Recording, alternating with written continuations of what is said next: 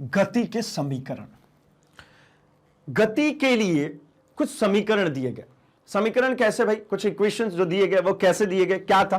तो समीकरण देने का कुछ ऐसा कुछ बहुत बड़ा रोल नहीं है, उसका सिर्फ इतना रोल है कि भाई हमको कुछ डाटा दिया जाएगा, कुछ डेटा दिया जाएगा, मुझे कुछ वैल्यूएशंस क्रिएट करनी होगी, कुछ निकालनी होगी। सब कुछ हम नाप नहीं सकते, कुछ चीजों को हमको कैलकुलेट करके नापना होता है।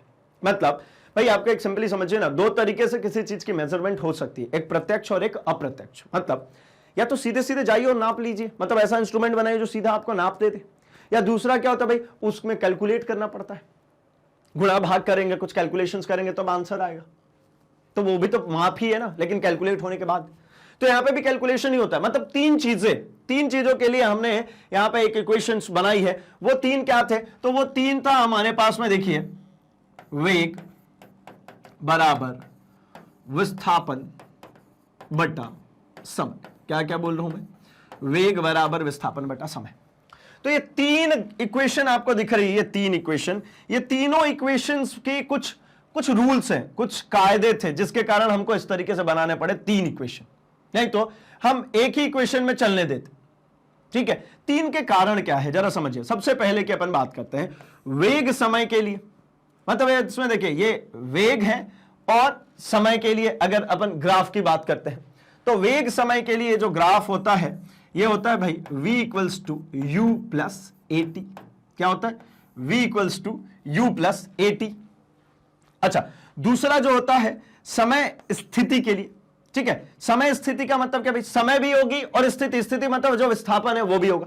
तो इसको कैसे लिखते हैं भाई? तो ये होता है मेरा s equals to u t plus half a t square.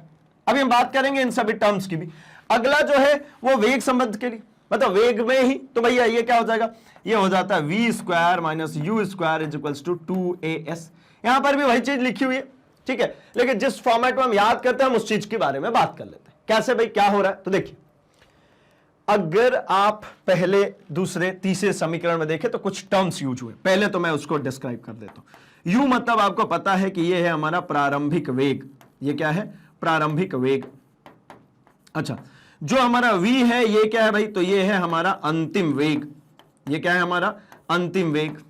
अच्छा, और क्या आया भाई? a आया है, तो a आपको पता है ये क्या है? त्वरण।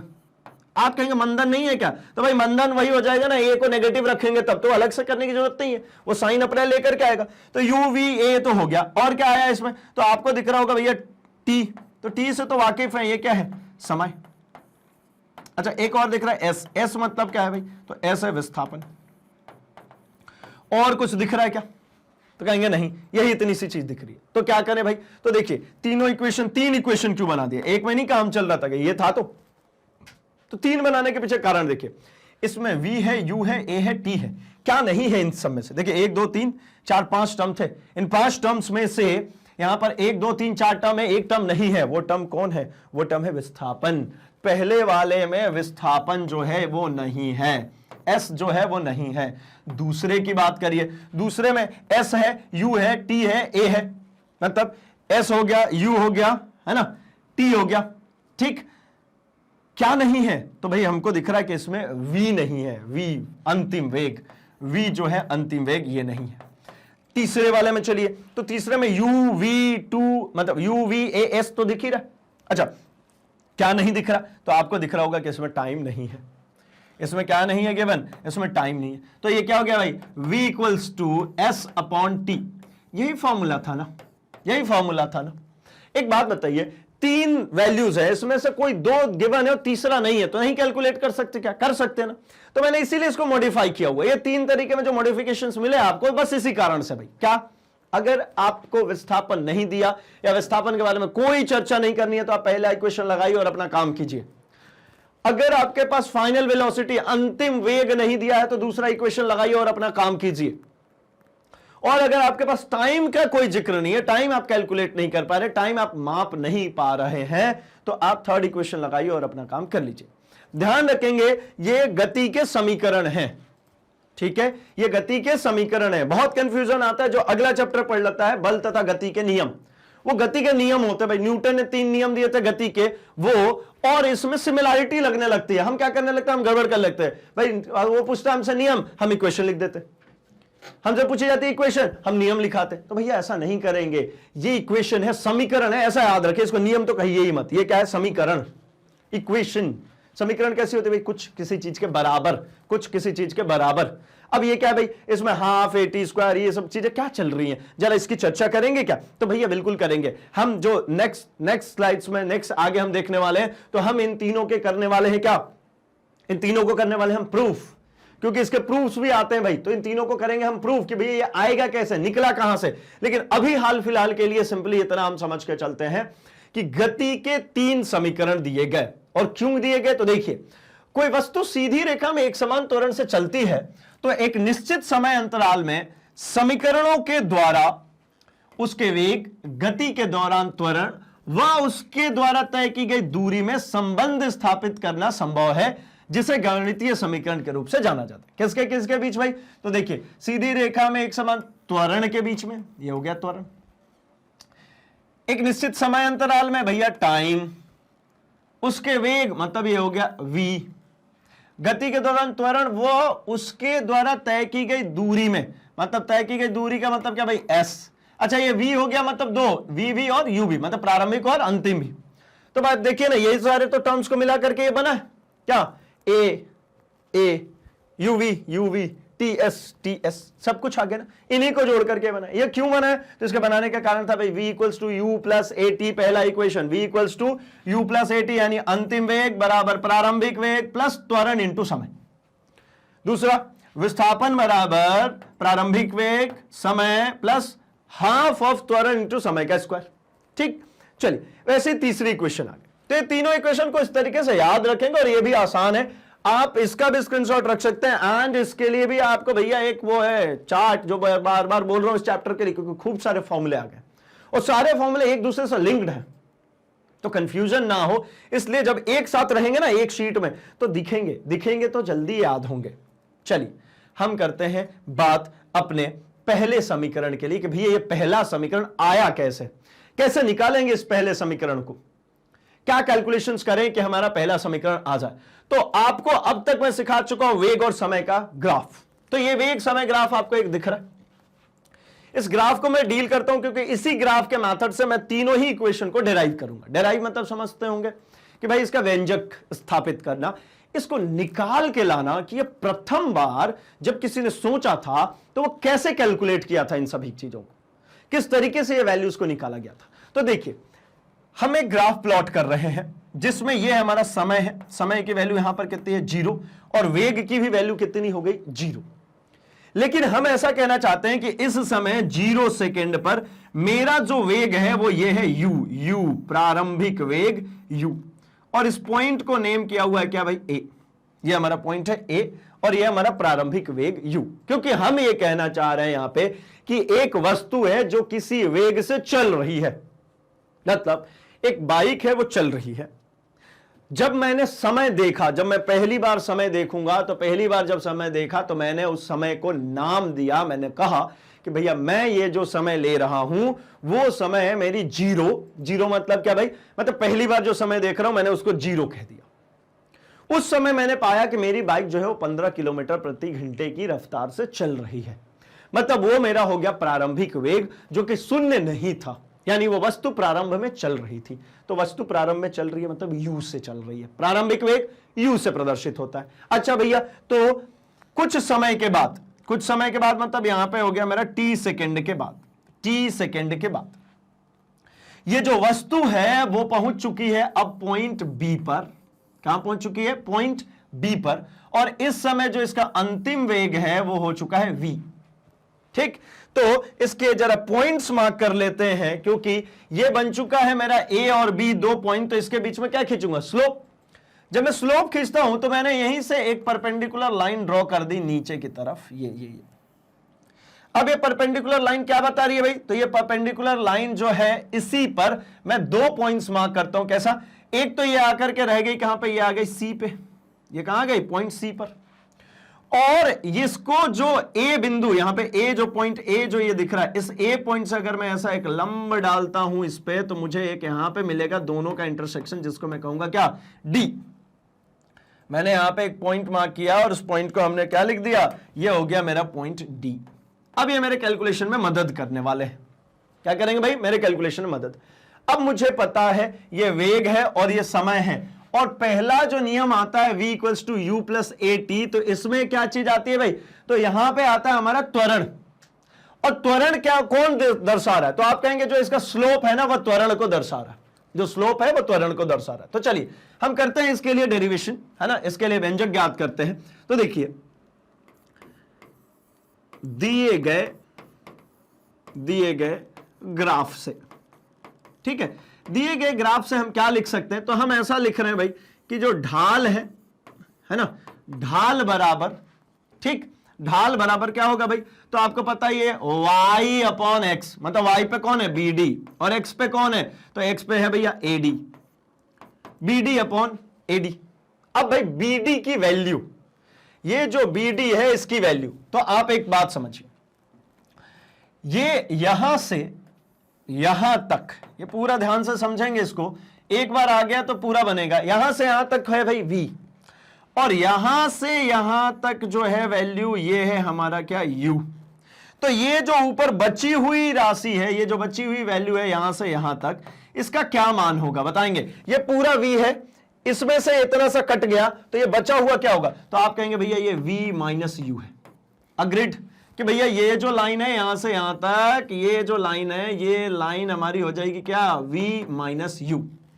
क्यों हो रही है, क्योंकि ये पूरी v थी, इसमें से u है नहीं भाई, है ना, आपको bd ही तो लिखनी है सिर्फ।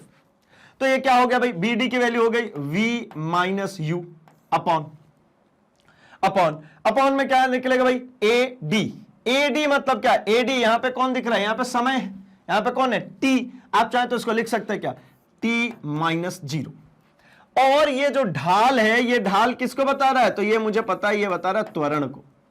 अर्थात मुझे इस लाइन से ये मिल गई कि त्वरण a बराबर, ढाल a बराबर v minus u upon T minus 0, अर्थात a बराबर v minus u upon T. अब क्या करेंगे, तिर्यक गुणा मतलब यहां पे एक मान लीजिए और तिर्यक गुणा कर दीजिए, तो a मानेंगे तो ये क्या हो जाएगा, v माइनस यू बराबर, ये तिर्यक करेंगे तो क्या हो जाएगा, a गुणे t। अच्छा, अब अगली लाइन में क्या करूं, तो v को यहीं रखिए, u को उधर भेज दीजिए, u प्लस ए टी। अब आप चेक कीजिए, आपका प्रथम समीकरण यही है, जो ये प्रथम समीकरण है, v equals to u plus a t, देखिए मिल गया मुझे, v equals to u plus a t. कहां से, इस ग्राफ से। प्रश्न आता है भैया बिल्कुल सीधा कि ग्राफीय विधि से गति के समीकरण की प्रथम नियम को स्थापित कीजिए। गति के समीकरण की कौन से, प्रथम नियम को भैया स्थापित कीजिए। तो ये गति के प्रथम नियम की स्थापना हो गई। क्या मिली मुझे, तो मुझे मिला v equals to u plus a t, ठीक है, अंतिम वेग बराबर प्रारंभिक वेग प्लस त्वरण गुणे समय। चलिए रखिए इसका स्क्रीनशॉट, बढ़ते हैं हम अपने अगले इक्वेशन में, अगले समीकरण को हम जरा प्रूफ करते हैं। तो चलिए अगले समीकरण को देखते हैं। अगला समीकरण क्या है भाई, तो अगला समीकरण है हमारा s equals to u t plus half a t square. क्या है भाई, s equals to u t plus half a t square. इसका भी हमको देखना है भाई क्या, ग्राफ के ही मेथड से हल, मतलब ग्राफ के जरिए भी इसका हल निकालना है। तो ग्राफ तो वही है जो पहले था हमारे पास, क्या भाई कि 0 पर u था, 0 पर कितना था भाई, प्रारंभिक वेग u था, और कुछ समय के बाद t सेकंड पे मेरा अंतिम वेग जो था वो हो चुका था भैया b, ठीक है, मतलब वो v हो गया अंतिम वेग और समय हो गया t, ठीक है। तो क्या करते हैं भाई, तो ये समीकरण जो होता है ये होता है s equals to u t plus half a t square. s मतलब क्या, s मतलब भैया विस्थापन, और विस्थापन कैसे निकलता है, तो विस्थापन के लिए बताया था कि भाई आपको कैलकुलेट करना होता है क्या, क्षेत्रफल। क्या कैलकुलेट करना होगा, क्षेत्रफल। तो चलिए यहां पे क्षेत्रफल कैलकुलेट करते हैं, किसका, तो भाई ये पूरा डायग्राम ओ ए, ये देखिए ओ ए, फिर ये सी डी बी और ये ज्वाइन होगी, ये पूरे क्षेत्रफल का, इसका चाहिए पूरा। तो ये दो पार्ट में बटा हुआ है, एक तो यहां से यहां तक बात करें तो ये पहला त्रिभुज है और दूसरा ये क्या है, दूसरा आयत। तो त्रिभुज और आयत के लिए बात करें तो यहां पे क्या निकालूंगा मैं लिखूंगा ओ ए बी डी सी। ध्यान से देखेंगे ओ ए बी डी सी, ये ओ ए बी डी सी, ये पूरे का क्षेत्रफल चाहिए तो का क्षेत्रफल। तो ये क्षेत्रफल अकेले निकाल सकते हैं क्या? आप तो कहेंगे नहीं भैया दो डायग्राम्स में प्लॉटेड है तो दोनों के लिए अलग अलग निकालना पड़ेगा। तो पहले किसका निकाले? तो देखिए त्रिभुज ए बी डी का क्षेत्रफल, त्रिभुज ए बी डी का क्षेत्रफल है ना, ये त्रिभुज ए बी डी का क्षेत्रफल प्लस ये नीचे वाला क्या भाई? आयत, नीचे आयत कौन सा? ओ ए डी सी का क्षेत्रफल, आयत ओ ए डी सी का क्षेत्रफल। अब भैया क्या करें? तो कुछ नहीं ना, जरा इन दोनों का जो फॉर्मूला होता है उसकी बात कर लेते हैं। तो ये तो कह देगा भैया कि ये क्या हो जाएगा, ये हो गया विस्थापन।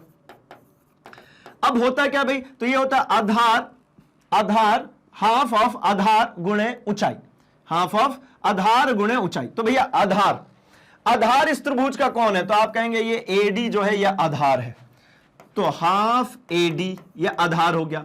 ऊंचाई कैसे हो गया भाई? तो ये बीडी, तो हाफ एडी गुणे बीडी प्लस आयत कैसे निकलता है? तो आयत होता है भाई लंबाई गुणे चौड़ाई, लंबाई गुणे चौड़ाई। लंबाई क्या है? लंबाई हो जाएगा भाई एडी और चौड़ाई जो है ये क्या हो जाएगा? डीसी। हो गई बात खत्म। अब चलिए जरा इनके वैल्यूज को रखते हैं। तो ये हो गया हाफ और ये हो गया भैया एस। ठीक है, क्या करें? एडी गुणे बीटी, एडी गुणे बीटी। एडी की बात करते हैं। एडी कौन है? यहां से यहां तक की ये जो दूरी है ये क्या है? तो ये है भैया टी समय।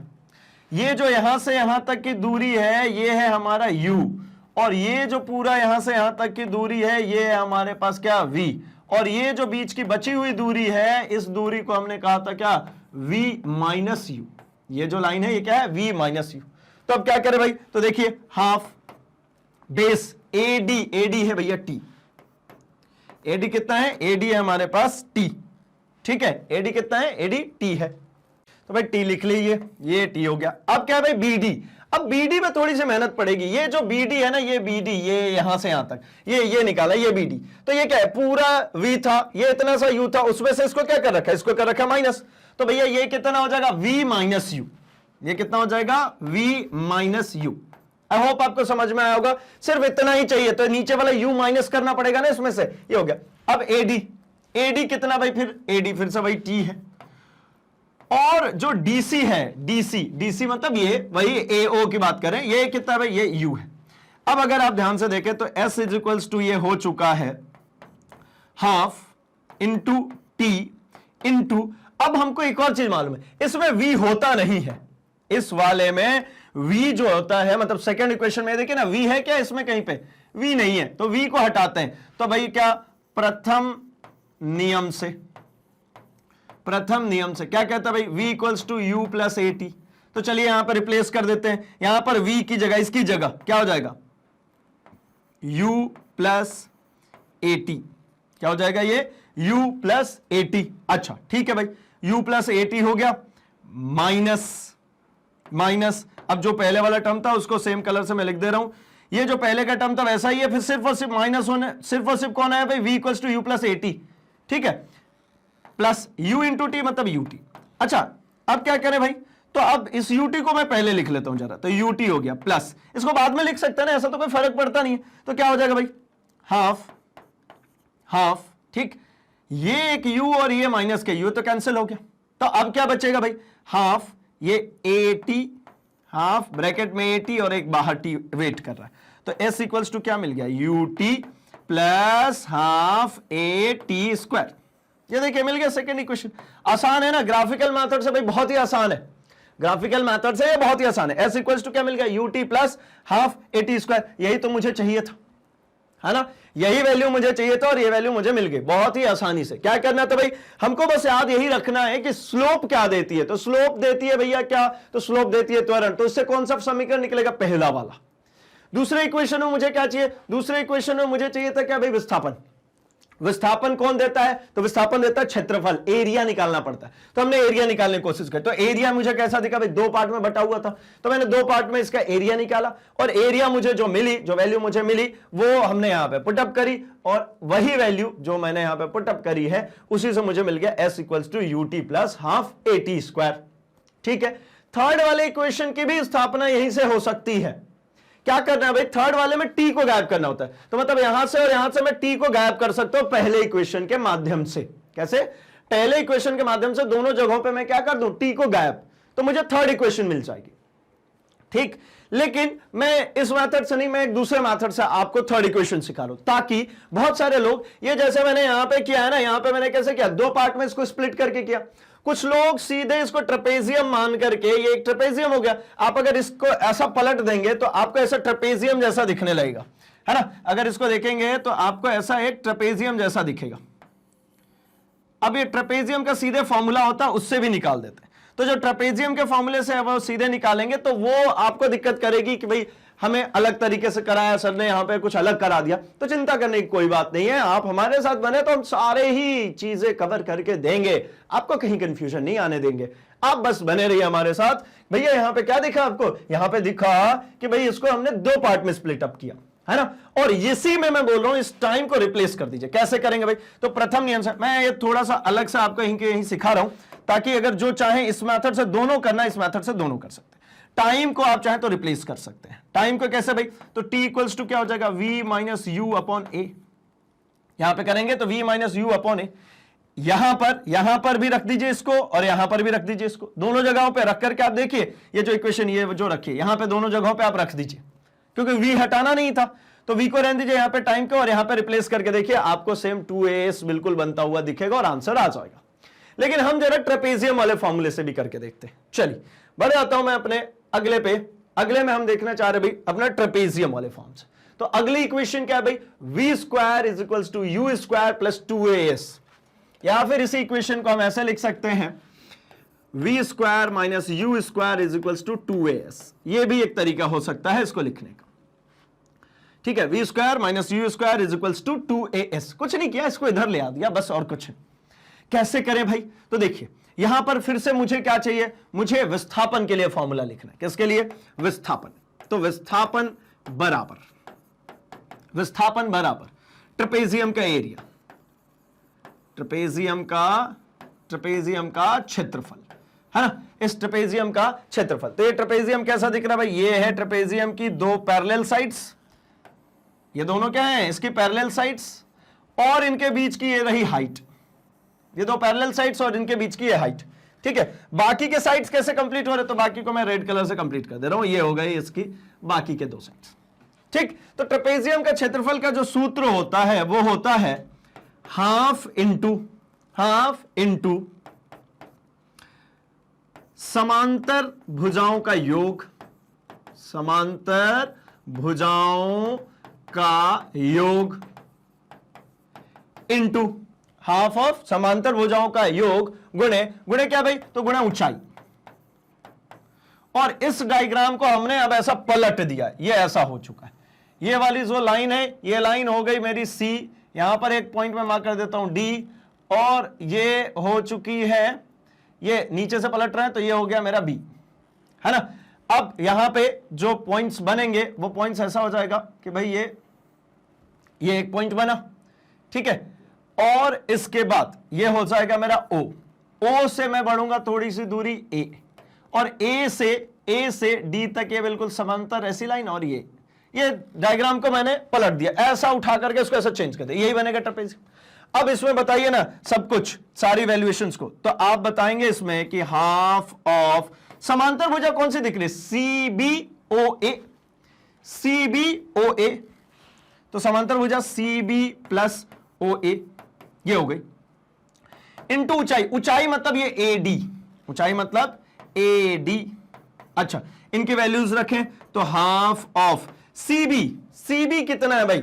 ये अगर मैं बात करता हूं यहां से C से B तक की ये पूरी वैल्यू की मैं बात करता हूं, तो ये कौन है? ये है भाई हमारा V, तो ये हो गया मेरा V प्लस OA मतलब ये कितना है भाई? तो ये यहां पे दिख रहा है, ये कितना है? U, तो ये हो गया मेरा U। इंटू ए मतलब एडी, एडी का मतलब क्या, ये क्या है, तो ये है भैया टाइम, समय टी। अब मुझे एक बात पता है कि ये हो गया भैया विस्थापन बराबर विस्थापन विस्थापन। अब मुझे पता है थर्ड समीकरण में, थर्ड इक्वेशन में समय तो रहता ही नहीं है, समय नहीं रहता ना भाई। तीनों इक्वेशन इसीलिए तो की थी कि तीसरे इक्वेशन में क्या नहीं रहता, तो तीसरे इक्वेशन में समय नहीं रहता। तो भैया समय को गायब करना है, कहां से गायब करें, तो चूंकि प्रथम समीकरण से हमको पता है कि v इज इक्वल्स टू होता है u प्लस ए टी। अब आप मुझे बताएंगे कि यहां पे ऐसा लिख सकता हूं क्या, v minus u is equals to a t. तो भैया t इक्वल्स टू हो गया ना v minus u upon a, क्या हो गया, v minus u upon a. तो यहां पुटअप कीजिए क्या, चलिए half of v plus u, तो ऐसे ही छोड़ दिया। अब t की जगह जो आ रहा है मैं इसको चेंज कर लेता हूं, देखिए t की जगह पे क्या आ गया भाई, तो v माइनस यू अपॉन ए। अब क्या करना, तो भैया तिर्यक गुणा कर देते, इधर में रखा हुआ s, तो ये s के साथ में ये 2 और a उठ के आ जाएगा, तो ये क्या हो गया 2as बराबर क्या बचा भाई, तो आपको दिख रहा है v plus u into v minus u. अब आपको पता होगा a plus b into a minus b, a plus b into a minus b क्या होता है, a square minus b square. तो ये बन गया भाई हमारा तीसरा। अगर इसको मैं और लिखना चाहूं तो दोनों को इधर ले आ लेता हूं भाई, v square minus u square is equals to 2as, यही तो निकालना था, v square minus u square equals to 2as। अच्छा, इसमें अगर v को रिप्लेस कर देते, तो v को अगर इस पहले समीकरण से रिप्लेस करते तो सेकंड इक्वेशन बन जाती, कौन सी, सेकंड। और अगर t को रिप्लेस किया तो कौन सी बन गई, थर्ड। इसीलिए तो मैंने कहा था कि तीनों में एक एक टर्म गायब है, पहले वाले में क्या गायब था, s, दूसरे वाले में v, तीसरे वाले में t। तो ये देखिए ये आ गई हमारी इक्वेशन, और मैंने दोनों तरीके से बता दिया, एक ट्रेपेजियम से भी आपको समझा दिया और एक बार इसी डायग्राम को दो पार्ट में स्प्लिट करके भी समझा दिया। मतलब अब आपके पास में जिस तरीके से जिसने समझाया हो उसमें आपको कुछ भी दिक्कत नहीं आने वाली। तो एट द फाइनल एंड हम एक बार बात कर लेते हैं कि भैया ये तीनों समीकरण क्या क्या थे। तो पहला समीकरण हमारे पास क्या आया था भाई, v equals to u plus a t, दूसरा s equals to u t plus half a t square, और तीसरा v square minus u square equals to 2as। आप इसके भी स्क्रीनशॉट रख लेंगे, ठीक है। तीनों समीकरण हमको याद हो गए, तीनों समीकरण का हमको ग्राफीय मतलब ग्राफीय रूप से इसका प्रूफ भी याद हो गया। और जब इतना कुछ समझ में आ चुका और सबके हमारे पास स्क्रीनशॉट्स आ चुके हैं